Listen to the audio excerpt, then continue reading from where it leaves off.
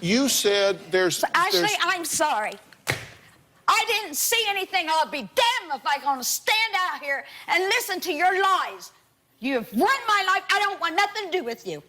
I am leaving. I am leaving. I am leaving. You don't want to know the truth. You don't want to know the truth either. Nothing but a liar. Why do you I asked you if he molested my girls. You said Joe would never do that. A granddaughter has made a heartbreaking accusation. She says her grandmother knew her grandfather was touching her inappropriately and chose to stay silent. Now, years later, she's demanding answers, and this family is being forced to confront a painful past. For over a decade, Ashley and Megan say they endured the unthinkable at the hands of their step-grandfather, Joseph Palmer. This prosecution took place in when? 2007. So you came forward in 06, the prosecution was in 07. Yes. Okay, so you waited several years before you said anything. Why? If it wasn't for my sister telling my mom that my mom had gotten mad at my sister, and my sister told my mom and dad they should have protected us when we were little, and my mom called and asked why. And if it wasn't for my mom calling and asking why, nobody would probably still know. And you said something at the same time, right? Which one of you spoke up first? I did. You did. And what triggered you to speak up? My parents were upset with me over a boyfriend and accusing him of rape because of his age and my age. And that's when I told them that, you know, they should have protected us a long time ago. Because this, with my boyfriend, that's something I chose. That's something I wanted. But when we were children, that's not something we wanted. That's not something that anyone could imagine even happening. Here's what Peggy says about this. She says, first off, that, Ashley, you are a liar. She says this did not happen, that you are a liar, and that if this was happening, why did you keep wanting to come over there? I kept wanting to go over there because, one, I wanted to see Peggy. She was a huge part of my life. Like, I loved her unconditionally, even though I knew that she knew. And I think I tried to bury somewhere in me that she knew so that I still had that. And I didn't want anybody to question why I didn't go over there anymore and me have to explain to them or give them an answer. She says this was just vindictiveness on your part, that you had asked for some financial help, didn't get it, and said, okay, fine.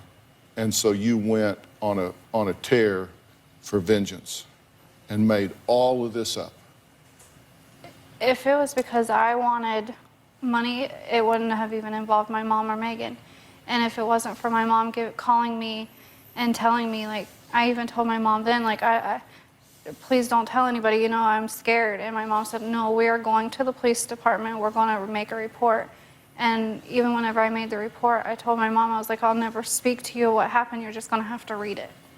Peggy says Ashley is a liar and adamantly denies her husband ever hurt either one of these girls, and certainly she could then not have known about it. When Ashley was 4 years old, she stayed with me all the time, and she always had a good time. Joe and Ashley really did have a great relationship. She's happy-go-lucky, and she always had a nice little grin on her face, but I don't know what happened to that little girl. Everything was normal, really, until I got the phone call from Ashley's mother, Brenda, accusing Joe molesting the girls. She started hollering she was going to go up and file rape charges against Joe. And I was really upset. I went in, I woke him up, and I said, "Did you really rape Ashley?" And I remember him just sitting there, and then he says, "No." But he wouldn't answer any questions for me after that. I was surprised they found him guilty. They had no evidence in that courtroom. Ashley lied on the stand. I didn't see any sexual thing between Joe and Ashley. If there was, Joe wouldn't be alive today. I'd have probably already killed him. She didn't sit on Joe's lap while I was watching TV. Ashley lied about that. And if he did this, why did she wait till she was 22 years old to holler rape? Ashley needs to tell the truth. She needs psychiatric help before someone could help her sort what's really true and what is not true. I really love my granddaughter, but all I got was a stab in the heart. She ruined my life. And now why is she wanting to be friends with me again, to get us back together? Why? What does she want? Before we hear from the grandmother, I think it's important to acknowledge just how devastating a situation like this can be for a child. When the people who are supposed to protect you are the very people accused of causing harm or of standing by and doing nothing, it can shatter a child's sense of safety and trust. Those wounds don't simply disappear with time. Many survivors spend years trying to process what happened and make sense of the adults who failed them. That's what makes allegations like these so painful and emotionally charged. All right, Peggy, you believe that Ashley is lying and that Megan is lying. Yes. Okay, and you gave reasons why you thought Ashley was lying. Why would you say Megan is lying? What's her motive? She didn't need a motive. She lied for her. So she just was supporting her. Yeah. But she brought it up first. Because she was seeing a boyfriend, or she thought she was pregnant. This one said she went to Kroger's to get this one a pregnancy test. And, yeah, give me that look. You wrote it. No, I never thought I was pregnant at that age. That has nothing to do with it. What person would put themselves through all of this and through the trials and through all of that emotion for no reason? You would. What I'm interested in here is, to me, the only thing that gets up to the level of someone that would molest and rape a child is someone that would watch that happen and do nothing to protect that child. Because it didn't happen. And so, and these girls have described you as a loving, attentive, nurturing grandmother. They loved you. They loved you unconditionally. They loved to do things with you, work in the garden, go here, go there, all of these things. So they say that you're this loving person, but yet you actually took them and handed them to a known child molester. Did you do that? No. So in a house as small as we're talking about, being in a bed where you're actually in bed with Ashley and your husband, you had no idea. Nothing ever gave you any clue. No. Ashley said in court that when she got pregnant, Joe left her alone. And she says, and he's not the father of it. And I thought, well, she's making it sound like she got pregnant so he'd leave her alone. That's bold. She went to bed 3 other guys before she went to one that she got pregnant by. She's got 3 sons, and all 3 sons have 3 different fathers. This one waits until she's 22 years old to holler rape, and she had a car. She came on her own. I didn't go drag her up. She was never made to stay at my house. She was never made, she had to come. But in court, she says she was made to come. Do you understand how a molester grooms a victim? Do you know what that means, to groom a victim? No. The grandmother keeps asking why she waited until she was 22 years old to speak out, and why she continued visiting the house if these allegations are true. But one thing we know about trauma is that there is no deadline for disclosure. Many survivors don't come forward until years later, sometimes because they're scared, ashamed, confused, or afraid no one will believe them. And continuing to visit family members doesn't automatically mean nothing happened. It can be incredibly complicated when the people involved are relatives and part of your everyday life. The question isn't just why did she wait? It's also what made it so difficult to speak sooner. A molester will begin very slowly with their victim. If it's a pedophile, they will work very carefully, very slowly to gain trust, to gain power, to gain control. They'll tell them, there's nothing wrong with this. This is okay. It's no big deal. I obviously love you. This is just normal. You don't need to tell anybody. We don't talk about those kind of things. This is just normal. And one of the things you said that just floored me is you said he wouldn't do that. He's family. Do you understand that? I didn't say he was family. I said, your grandpa wouldn't do that. You don't think that the fact that he was family had any impact on whether you believe this or whether you didn't? You answer me something. He was around his nieces all the time. There was little girls around where we lived. Yes, there were. Would you just pick one? If I was a pedophile? Yeah. Do you just pick on one? Wouldn't there be others? Yes. There very possibly could be, yes. How do you know Maybe there's yes, not? maybe no. What's your point? Are you saying that Why just my granddaughter? Because this one wasn't at my house when she says she was raped. Well, let me share a statistic with you. 3 out of 4 adolescents who have been sexually assaulted were victimized by someone they knew well. And approximately 30% of sexual abuse offenders are relatives of the victim. That's who they have access to. But that So wasn't that's my who they husband, target. Joe. What do you mean it wasn't your husband, Joe? He didn't do these things.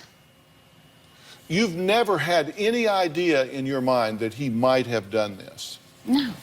It never occurred to you. There was only one time, and that was at the motel. But his hands was over her leg. His hand was. She said he didn't hurt her or anything. 9 years old, and I asked her to start staying home. I did not want her coming to the house. Only Why? thing she could think of was, Why how not? am I going to get my clothes? Why not? Yeah. Because I didn't want her around. I know this sounds awful. The grandmother asks, wouldn't there be other victims? Why would he choose only her? But I'm not sure why that would be the deciding factor. The absence of other known victims doesn't automatically disprove someone's allegation. It almost sounds as though she would find the claim more believable if there were multiple victims, and that's a difficult position to understand.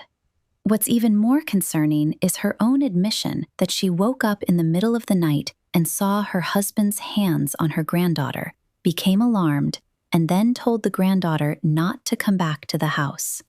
If she truly thought nothing inappropriate was happening, why take such a drastic step? The fact that she says she was concerned enough to keep the child away raises questions about what she believed was going on at the time. But Joe was drinking a lot. When we go bowling and everything else, he's got all these girls kissing him and hugging him and everything else. And I felt like she was older Some of enough- them young girls. No, not little girls. I didn't say little girls, young. They were younger than I am, yes. Yeah. Now, let's talk. You said that there's just one time, and you help us with this, Ashley. Didn't you admit that you woke up one night in a hotel That's what I was told. and he was out of bed, around by her bed, laying his head on the bed with his hand up under the covers No, she was laying on top. on her leg? Hands was- on her leg. Yes. His hand was Now- over her Now, leg. come on. You know, you and I have been around too long to Well, kid each you other. know- You wake up in the middle of the night, your husband's on his knees at the bed of a child with his hand on her leg, and that doesn't go ding, ding, ding, ding, ding, ding with you? No, it didn't go ding, ding, ding with me because a lot of times she complained of her legs are hurting, her feet are hurting, and he rubbed her legs for her and her feet. I had her mother take her to the doctor because cancer runs in my family, bone cancer and everything else. And her mom didn't want to take her right away, but her mom did take her. And the doctor told her she had growing pains. This is your mother here, Brenda, correct? Yes. Brenda, is that true? Did a doctor tell you these girls that she had growing pains? No, Didn't happen. didn't happen. Did you take her to the doctor for growing pains, whatever that is? Not exactly for growing pains, but I'd take her in for checkups, Right. and physicals and stuff. They never said anything about growing pains. Well, she just said that did happen. No, it didn't happen. Well, you know what? She I had think no we went growing as far as we're going to go because this is lying, that is lying, and I made her take her to the doctor. She had growing pains. We never done with any of the other grandkids. I was on a bowling tournament, and Ashley wanted to come with us. I had a couple of beers, because when I bowled in the tournament, I did drink a couple of beers. I woke up 4 o'clock in the morning. The door to the motel was open. Ashley was on the bed. Joe was kneeling next to the bed and had his arm across Ashley's leg. He had his head like this and his arm across her leg like that. I hit him on the back of the head and told him to get to bed. But I didn't think anything sexually wrong because Ashley kept complaining about her legs hurt. So he was rubbing her leg. But I couldn't see that in the motel. I couldn't see anything. In March of 2007, Joseph L. Palmer was convicted of 151 sexual abuse charges. He was the step-grandfather of 2 of my guests today, Megan and Ashley. Joseph's wife, Grandma Peggy, says her husband is innocent, but he is in prison for 255 years, correct? Yes. Okay, but yet you maintain his innocence. Yes, I do. And your point is you didn't allow him to ruin their life, they have ruined your life. She has ruined my life. What you have said, I just want to know what was in your mind, what you knew. Because I'm just telling you what they're saying. I'm not saying what you knew or didn't know, but you say you saw Joe's head on Ashley's bed and his right hand on her leg in a hotel room in the middle of the night. You said you saw Joe pat Ashley and Megan on the bottom numerous times, right? Megan. Megan was not at my house that much. At no time. You told us you saw him pat both of them on the bottom from time to time. I'm just telling you what you said. It's not me saying you said I it. mean, I didn't hear you correctly. Okay. Please, Yeah. I'm deaf in this ear. I'll You think speak it's up. funny, I really am deaf, and that is nothing to be made fun of. You said you saw Joe rub Ashley's legs and feet. He did rub her legs and feet. She complained of her legs and feet. And you saw him run his hand up and down her leg. He would rub her like that. Now, Did we he, moved in. I'm going to switch the subject on you in a minute. let me ask one last thing. Did he give her a bath at 4 years of age? Yes, he did, but she was standing on the kitchen sink. I was making pudding, and we were getting ready to go to Whole Gross. He asked me, how do I wash this? I said, make the wash rag like a seesaw. So that's what he was doing, right in front of me, yes, in the kitchen, and she was standing in the kitchen. Okay. And when I looked up, she was staring at me, and I said, that's enough. You're probably hurting her. If he was molesting her, why did she keep coming back? Do you want me to answer that? Yeah. Why did she come back? Because I tell you what I hope is that you'll have an open mind to some things that you may not be aware of.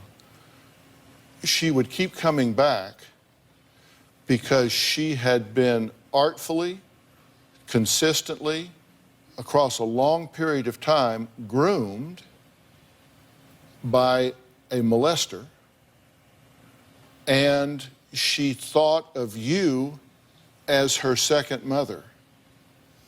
So she was drawn to you as a loving figure and groomed by this man to believe that this is how granddaughters and grandfathers interact.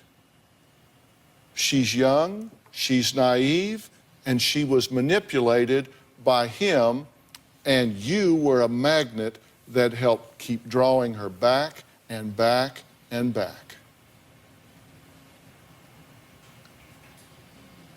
Then maybe she should have never came. Maybe I should have never even tried to help her. But you didn't help her. Helping her would have meant protecting her when she was vulnerable. Helping her would have meant taking your concerns seriously and putting her safety first. Instead, by your own account, you saw something that concerned you enough to tell her not to come back to the house, yet you didn't remove the person you were concerned about from her life. What makes this so difficult to listen to is that you continue to focus on what the granddaughter did or didn't do, why she came back, why she waited to speak up, instead of acknowledging your own role. If you truly believed something might have been wrong, then your responsibility as the adult was to act. From my perspective, you chose to turn a blind eye because keeping your husband was more important than confronting the possibility that your granddaughter needed protection. That's why the granddaughter feels betrayed. She didn't just lose trust in her grandfather. She lost trust in the person she believed would keep her safe. I should, But she like did. the court attorney said, she should have stayed with her mom and her dad. But she didn't. That what could have happened did. What could have happened is she had a loving relationship with you. We had a loving relationship and she destroyed it. She destroyed it. And you're saying that she's a liar and she's a liar. Why would he do that to just this one? Because you don't even consider her. You say she's just lying to cover her. And so there's really only one. Why would he just do that to one person? That's why I'm asking you, why would he do it to just one person? Okay. And to me, that doesn't matter. He either did it to one person or he didn't. But the truth is... He was around his nieces and stuff before she was. He didn't do it to just one person. Who else? Well, actually, I'll bring them up right here. We have statements. First off, this is Ashley's statement. Yes. Just so you know. She says that Joseph Palmer assaulted her in and around 1987 to 1988. This is her handwritten statement in 2006. He would sit me on his lap while watching TV and blank my private parts. He would do that every time I visited, which was every weekend and in the summer. He started entering my bedroom late at night after I had been sleeping. He would start to blank my private parts for a while. Then he would blank my private parts. After a while, he would sit on top of me and hold me down while he would have sex with me. He would tell me that it was okay, that I couldn't get pregnant because he was fixed. He would get a warm wash rag and clean my private parts. All true? Yes. All true. Okay, now, so that's what she says happened with her. Here's a neighbor's statement. This isn't Megan or Ashley. This is a neighbor's statement. In the summer of '96, I was 13. I was with Ashley. Joe Palmer would always rub on me and smack my butt. One occasion, he got us drunk. One occasion, he got us drunk. This is a 13-year-old. This is a neighbor. This isn't Megan. This isn't Ashley. This is a 13-year-old neighbor. She says Ashley would always want me to sleep in the living room with her instead of in her room because she thought that he wouldn't mess with her or myself if they slept in the living room. So all I'm saying is, you said, why just one person? Here is another person that's it's not either of these two girls that is saying very inappropriate things about Joe's interaction with her. So it's not just her. It's not just Megan. Can we go on? Okay, here's another neighbor. When I was approximately 14 years old, he would always say we were naughty girls. He would always smack us girls on our bottoms. Not for misbehaving, but just because he wanted to. He would always give me a hug, and when he did, he would squeeze my breast tightly up against his chest, and as he would release from the hug, he would rub his hands along the side of my breast. Ashley had told me about her grandpa Joe coming into her room at night touching her. She also told me later that he had also forced her to have sex with him. That's person number 4. 1, 2, 3, 4. Your own daughter. Dear Dr. Phil, Joe would come to my bedroom at 4:30 a.m. in the morning before school, bring me a cup of coffee and rub my back. At times, he would try to rub areas such as my breast, but I would move away from him. Joe told me months later he had been putting speed in my coffee.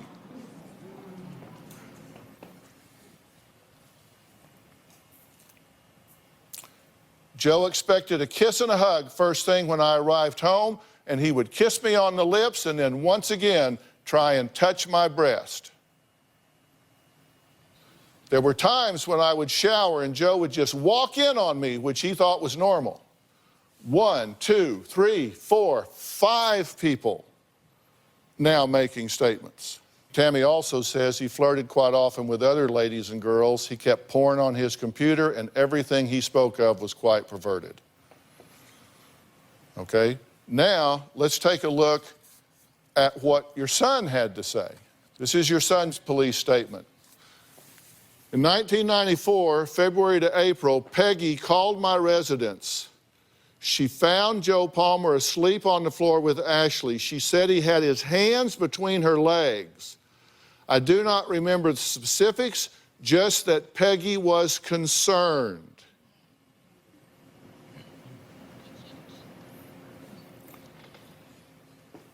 Person number 6.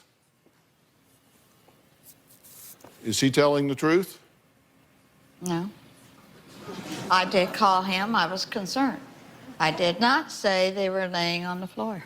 Did you say that he had his hand between her legs?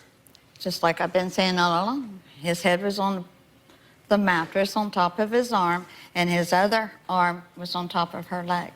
Did she tell you that he drinks a lot? Did she tell you his truck was broke down that night and he stayed up most night? I was tired. I went to bed, and she was in bed. When I got up at 4 o'clock in the morning to use the bathroom, I didn't see very much, but the motel door was wide open. And when I got up to use the bathroom, he was laying like this, and he had his arm over. The only thing I went through my mind was she complained about her legs are hurting, so he rubbed her legs and her feet. Well, now, you said... to get to the legs and the feet, we got in a van one day to go somewhere. She was in the back seat. Next thing I knew, she was taking her shoes off and asking Grandpa to rub her feet. I told her, put her shoes back on. He was driving. Your question to me was, if he's that kind of person, why would he just mess with one girl? Okay. I gave you 2, 3, 4, 5, 6 references from other people. They weren't my neighbors. They were her friends. I don't care if they came from Jupiter. What difference does it make who they were, Peggy? What difference does that make? You said there's... Ashley, I'm sorry. I didn't see anything. I'll be damned if I'm going to stand out here and listen to your lies. You've ruined my life. I don't want nothing to do with you. I am leaving. I am leaving. I am leaving. You don't want to know the truth. You don't want to know the truth Nothing either. but a liar. Why I called do you and wait? asked you if he molested my girls. You said Joe would never do that.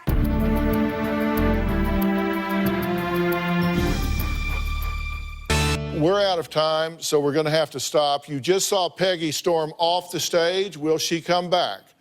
I have one question that might just send her over the edge. And there it is.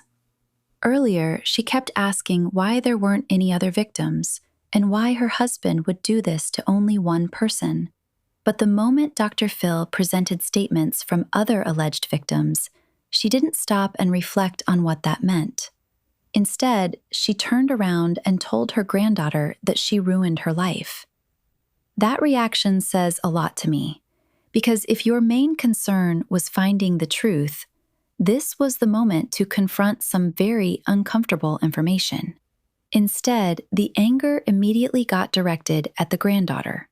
It's like no matter what evidence is put in front of her, somebody else has to be the villain. At this point, I can understand why the granddaughter feels so unheard. Every time she tries to explain her pain, the conversation somehow circles back to how this has affected the grandmother. And that's what makes this entire situation so frustrating to watch. This was honestly a difficult episode to sit through because there were so many moments where accountability seemed to take a backseat to defensiveness. But that's just my take.